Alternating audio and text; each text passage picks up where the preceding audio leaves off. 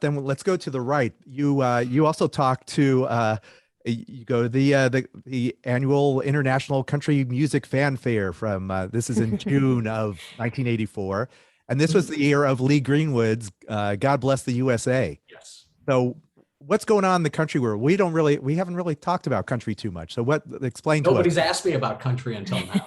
Oh, You're okay. the first. Oh, well, there you go.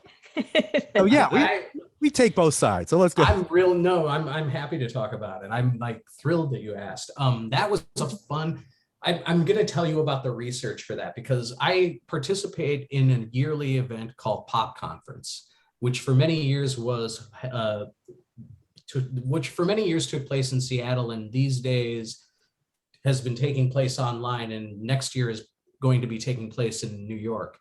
And it's basically like how can I put this? It's like a mall of music writing of various sorts. Many academics, many critics and journalists, some musicians, some DJs, all sorts of people, fans, people, unlettered people, people who are just like have an idea that fits the theme, and they submit a proposal and they present. And there will be 3 or 4 panels going on for 3 or 4 days, every day. And so it's like impossible to get bored. And it's also become a sort of kind of a family almost, a real community.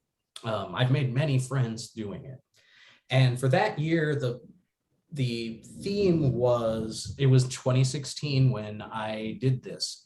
So the theme for that, 2017. They made the announcement in 16. And then they were like, we're gonna do politics this year is the theme. And so some friends and I were like, I was like, well, I'm gonna do fanfare because I'm gonna do Lee Greenwood because of Lee Greenwood and it fits my book, etc. And I wound up doing this country panel with Keith Harris, who is now at Racket in the Twin Cities, used to be at City Pages, and David Cantwell, who writes about country music for The New Yorker, writes about all kinds of things for The New Yorker, but he's a country writer. He co-wrote Heartaches by the Number, country music's 500 greatest hits, or greatest singles. And then Stephen Thomas Erlewine from AllMusic and Pitchfork, he writes all over. And so it's like, these three know a lot about country music, and I don't know that much about country music. So I was like totally batting above my weight there. And a few days before Pop Conference, I went to Nashville to do research. I went to the Country Music Hall of Fame and Museum, and they brought out the microfiche of all of the fanfare cuttings from that year. And I saw all kinds of amazing things from tiny little newspapers throughout the South about it. I got some other research done. I went to the library, went through the dailies on microfilm, went through Nashville Magazine, and then on my way to find a place to charge my phone, I stepped off an incline I didn't know I was on and fractured my ankle.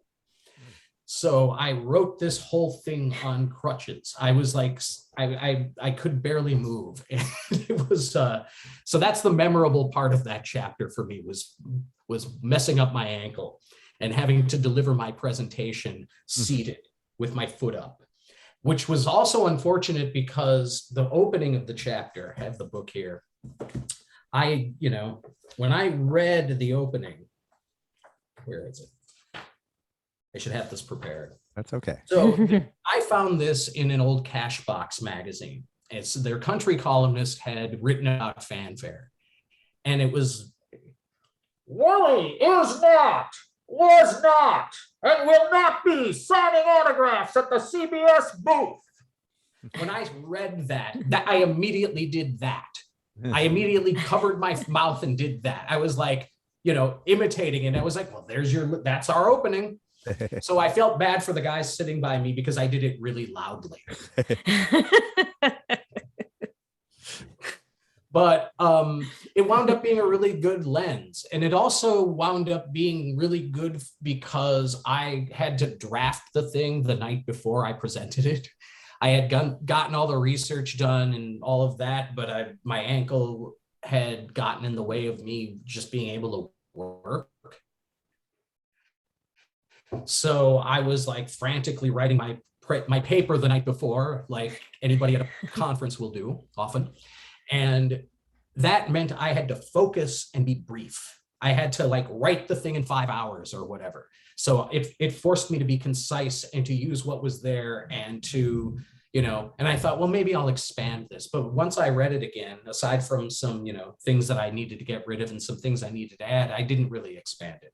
And it's one of the short chapters in the book, but I think it's the right size. Yeah. So that I'm grateful to it in that sense, because I was able to present it. And I'm presenting this in a room with like Julie Height, who is a Nashville writer, and John Freeman, who's the editor of Rolling Stone Country. And they approached me afterward, and I thought, oh no,